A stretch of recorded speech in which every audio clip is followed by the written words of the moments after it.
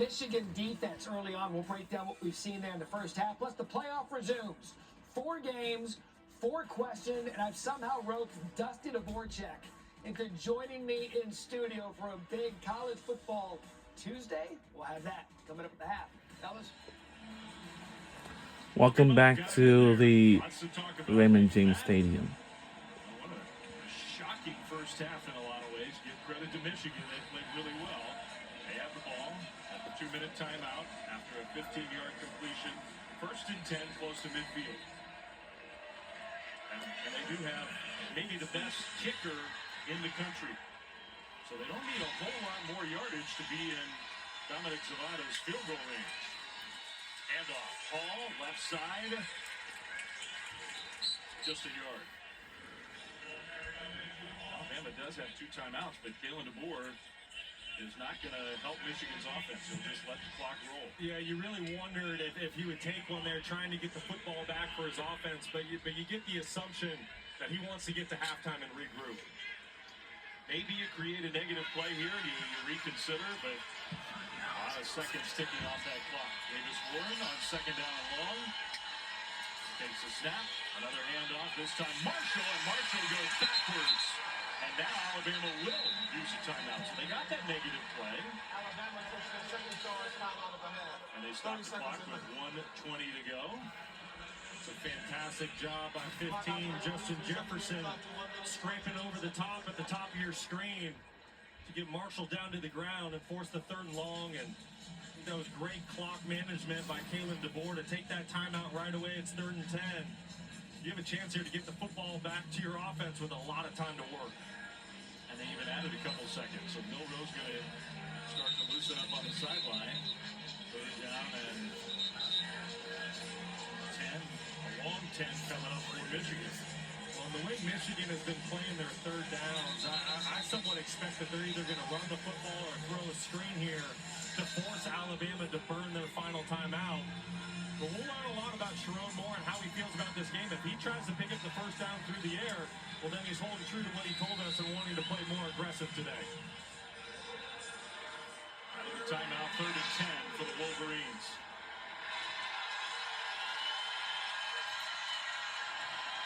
Alabama showing a little pressure. We'll see if they bring it.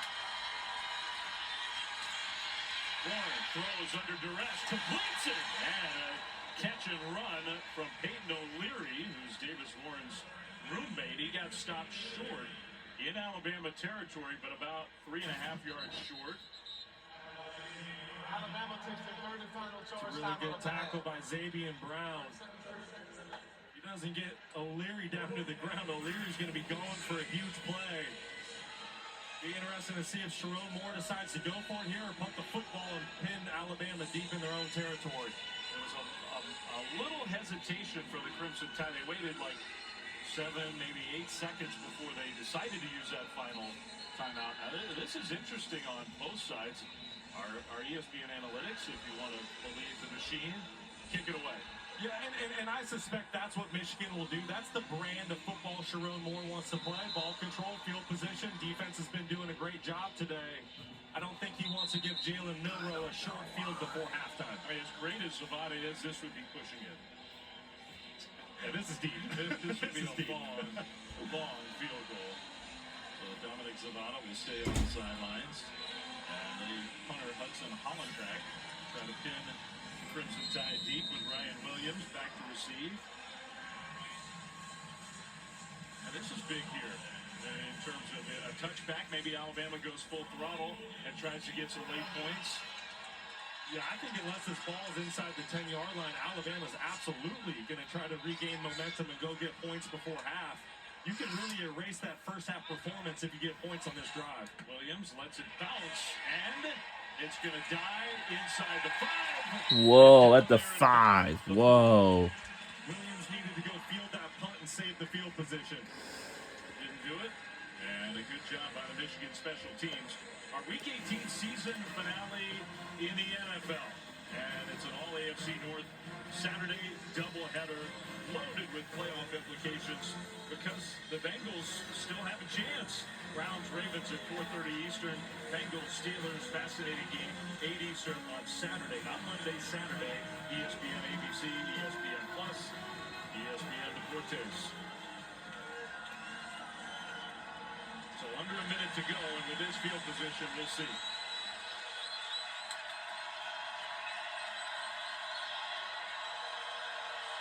Milroe standing in the end zone, hands it off on first down, and the Crimson Tide get it out across the 10. And I expect with that positive gain on first down, you're going to get Alabama on the football right away, and now they're going to get into their pass game. Okay, let's see if they can make something of this final minute drive. They don't have any timeouts. Another handoff, and close, but stopped short. That means the clock moves.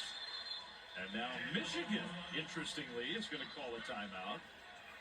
On third down and a yard. Second choice, timeout of the half. Please reset the game clock to 37 seconds. Well, I maybe a little unconventional. I don't totally blame Sharon Moore, though.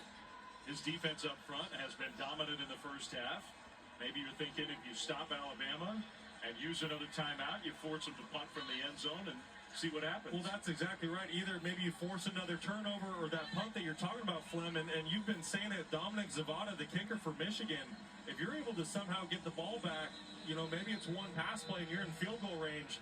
I like Sharon Moore taking that time out there and putting some pressure on this Alabama offense. And the downside is if Alabama converts the first down on 3rd and 1, then maybe you've given them some motivation to try to get more aggressive in the final 30 seconds. They have, but they've somewhat ran out of time with only 37 seconds on the clock, no timeouts. I mean, you have to work the sideline in your pass game.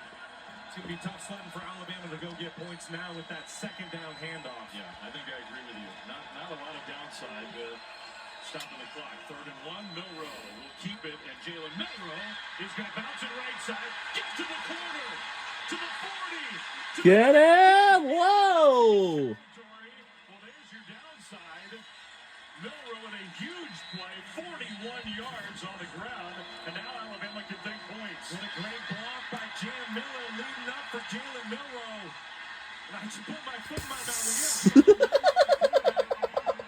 37 seconds is plenty of time to get into scoring position. What a play. We got a little bit left of time left to go before halftime. The Bands has made their way down onto the field already. Who's been banged up a lot this year. Because there was a first down on the play, there is no 10-second runoff option. So good explanation from our referee. No 10-second runoff. That's Daniel Roberts. The clock will wind. So Alabama's got to be ready to go. Roberts comes off the field. Oh, by the way, let's take a look at records. Our record is 7-5. Alabama got 9-3. This year, not quite the range of Dominic Zavada, but still. Yeah, with that, you'd have to get about to the 29-yard line to be in his range. I'm sure Coach DeBoer would try something deeper in this situation. Big play by Milroe. At least gives Alabama a chance. Now the clock runs. They get it snapped quickly. Pressure coming. Milroe throws over the top. Let's see. Oh! Inside the 10. Now they're in the red zone for Alabama. Play down the sidelines. Uh-oh. This is amazing. As a reminder, this is a rematch from the Rose Bowl. And now Alabama, I think, will snap and kill it with no timeouts. They do. They're inside the 10-yard line. It'll be 2nd and goal. And they're thinking touchdown now. Well, you're going to see a clear out route here, and then this is Bernard on a wheel route, and he does a fantastic job with his eyes selling the flat route, and that's what gets the defender to settle his feet, and then he wheels it up the sideline.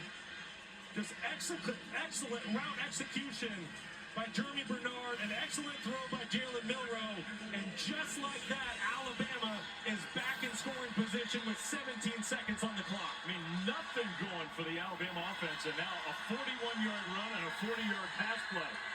2nd and goal. Milroe gonna throw. Let's see. Oh, incomplete. Amir Hall, who's having a nice game, got his hands on it. And for the Alabama $1 Million Band, I need to know where is their Shakos at? He did a great job of getting his eyes back to the quarterback and playing the fade ball. Well, I was lucky that wasn't intercepted. That was a really nice play by Hall. So now you got to be careful here. 13 seconds on the clock. We got 13 seconds left to go on the clock before halftime. Let's see. That's right. The throw has to go to the end zone and no sacks allowed. All right, let's see. Let's see. No, incomplete again. It'll be fourth down. That's right. Bernard had more than a step. But let's give some credit to this Michigan pressure. They bring an all-out blitz zero, trying to speed up the clock for Jalen Milroe. And it worked because, like you said, Jeremy Bernard, he was open on a corner out to the field, and Milroe was just off target with the throw. So now it looks like Alabama might go for a field goal. So I think they are. What a great choice. What a good idea. Disappointed that you settled for a field goal try? Absolutely not. You are ecstatic to walk away with points. I like that. And I think that we'll, Incredible that they found a way to get 3. we got 4 seconds left to go. With 4 seconds to go until halftime. We got 4 seconds to go All the bad that happened before in the first halftime. half It's for just a little bit left of Alabama time. gets washed away, and you get a clean slate headed into the second half.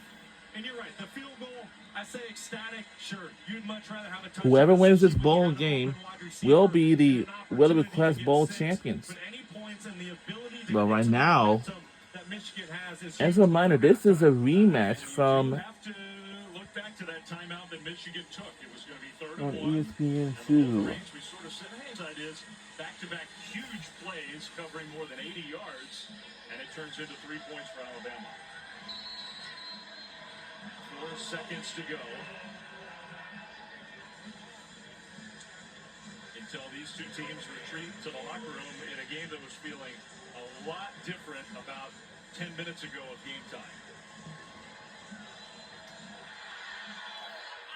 A squib kick into the end zone for a touchback.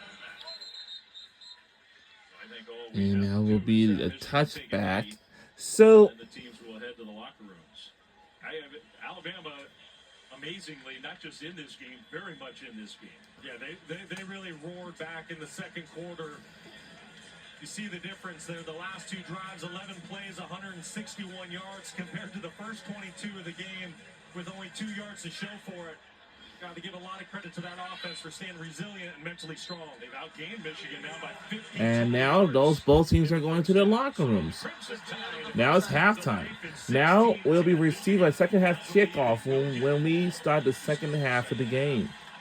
As we end the first half here in Since the first half of the game. Downpour is gone, literally and figuratively for Alabama. Things were not going well early in the game, but they got things headed in the right direction. So Milroe and the Crimson Tide will carry some bounce into that halftime locker room. And let's go down to Sherry with Kalen DeBoer. Well, Coach DeBoer, back-to-back possessions for you guys now where you ended up in the end, or you ended up with points. What has been the difference? Well, we spotted the points early on and dug ourselves a pretty big hole. Just executing, giving Jay Mills some time back there. And guys making plays. You guys are just down 6. In other regular season games, you've also trailed. What can you take from those games, and defense will come out here and start the second half? That's what you try to do, right? Is you always try to take the experiences you've been through, the fight that it took to come back and win, and that's where we're at right now. Got a little half a point. All right, thank you, Coach. Dave? All right, Sherry and Kalen DeBoer, thanks very much. Halftime from Tampa. And a different feeling game than just a few moments ago. 16-10, Michigan leads. Matt Berry, Dustin Dvorak in studio for halftime. Glenn, thank you, United States Marine Corps halftime report. As you said a moment ago, we brought in Dustin Dvorak to hang out with me today. A big day in college football. Big first half there, 16-10, Michigan over Alabama. Dusty, puzzling decision by Sherrone Moore. We'd have to ask Kalen DeBoer about this after the game, but it appeared Alabama was content going to the half without the timeouts. Sherrone calls the timeout, and because of